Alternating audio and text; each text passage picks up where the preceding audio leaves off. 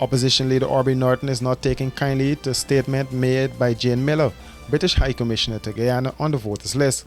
At a press conference today, Norton said the British High Commissioner must not be allowed to go against the wishes of the Guyanese people. He noted that the Guyanese people have long concluded that the present voters list is bloated, and therefore we need no one to tell us that with safeguards the list can be used. It is interesting that the ABC countries choose to be briefed together, but the British High Commissioner chose to go it all alone in making her ill-informed comments. The High Commissioner must be reminded that all the observers to the 2020 election underscored the need for a clean voters list. The High Commissioner must be further reminded that we have called for biometrics at the place of poll.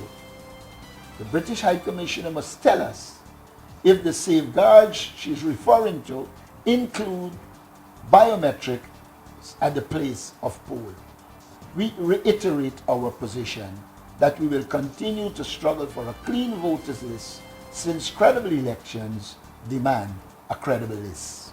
He said what is more worrying is that the British High Commissioner was informed about the reality surrounding the list when the AP and UFC met with the ABCE countries.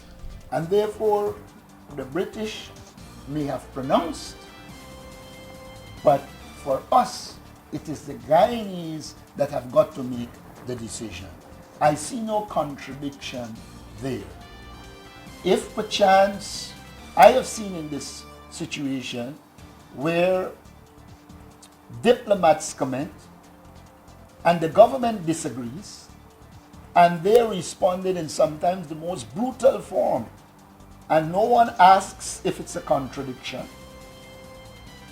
And so I am suggesting to you, we have a right as a political body to respond to anything that is raised that we do not see as operating in the interest of the people of Guyana. In this regard, we believe that there is need for a clean voters list, and that the pronouncements that were made, in our opinion, contradict first the pronouncement of the observers after the election. It contradicts the reality.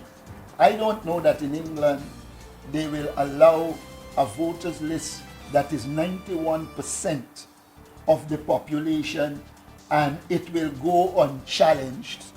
The calls for a clean voters list have increased, with supporters of the PNCR protesting GCOM's headquarters in Kingston.